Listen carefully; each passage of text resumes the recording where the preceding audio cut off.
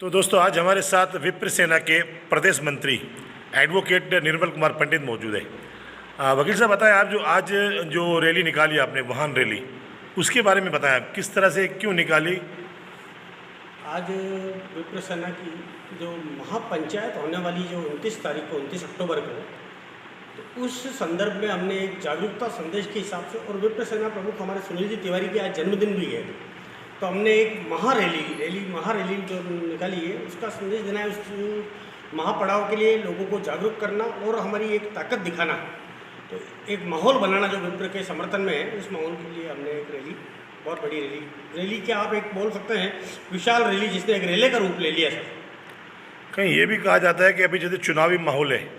तो कहीं ना कहीं आप शक्ति प्रदर्शन कर रहे हैं, उसके बारे में क्या कहेंगे? देखिए, वैसे तो विप्र सेना जो है वो कोई राजनीतिक संगठन नहीं है, ना हम लोग किसी राजनीतिक किसी पार्टी की विचारधारा में हैं हम लोग,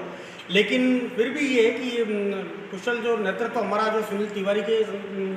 मार्गदर्शन में होता है, तो हम लोग ताकत तो दिखाना चाहता था कि ब्राह्मण को अवॉइड नहीं करें, और सभी जो बाहर बैठे हुए हैं उन शीर्षस्थ नेताओं को ये पता लगे कि ब्राह्मण एक अब वो छोटा समुदाय नहीं रहा है, अब वो राजनीति के प्रति भी बहुत बड़ा जागरूक हो गया है, और हम लोगों को टिकट भी दिए जाए, ब्राह्मणों को अवॉइड नहीं किया जाता। यहाँ पे एक सवाल है, जैसे कि आप बोर्ड की मांग कर रहे हैं, सनातन बोर्ड की, उसी से हम बात करेंगे। हम ये चाहते हैं कि विप्र बोर्ड जो हो, हमारा सनातन बोर्ड होना चाहिए, क्योंकि जब सभी समुदायों को दिया गया है तो सनातन बोर्ड का भी होना चाहिए, क्योंकि हिंदुस्तान तो सनातन राष्ट्र है ही, और इसमें तो कोई पहले नहीं, ना मालूम क्यों देर हो गई, ये राजनीतिक कारणों से देर हो गई, लेकिन अब ये इस रैली के माध्यम से हम लोग ये महापड़ाव जो कर रहे हैं, महापंचायत, और सबसे बड़ी बात ये सर कि हमने इसको आचार संहिता का पालन करते हुए, सरकार द्वारा दिए गए दिशा निर्देशों का पालन करते हुए रैली निकाली सर। इनको क्या संदेश देना चाहेंगे इस विषय में? हम यही संदेश देना चाहते हैं कि आप लोग जो हमारी ये मांगे हैं, जिस तरह से ईवीएस में हमारा जो आरक्षण दिया जाए और जो विसंगतियाँ हैं इसको दूर की जाए, और सनातन बोर्ड की हमारे को स्वीकृति दी जाए, इस वजह से आप ये देखिए कि हमने जो मांगे मानी है, और इसको मांगे पूरी करनी ही पड़ेगी, नहीं की गई तो बहुत बड़ा इसको रैली, और अभी तो हम महापड़ाव ही कर रहे हैं, तो हम बहुत बड़ा ऐतिहासिक कदम उठाएंगे जो शायद अच्छा नहीं होगा।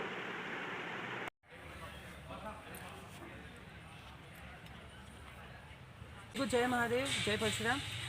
जैसा कि आज हमने हमारे जो प्रमुख हैं, विप्र सेना प्रमुख सुनील जी तिवारी भाई साहब, उनके जन्म दिवस और आगामी एक बहुत बड़ा महापंचायत का कार्यक्रम जो विप्र सेना उदयपुर द्वारा आयोजित किया जा रहा है, उसके लिए हमने एक भव्य रैली निकाली, और आगे संदेश हम ये देना चाहते हैं कि सनातन धर्म, इसमें सिर्फ विप्र ही नहीं बल्कि अपितु सारे जितने भी सनातन धर्म से हिंदू जितने भी हमारे हैं, वे सभी इसमें सम्मिलित हों, और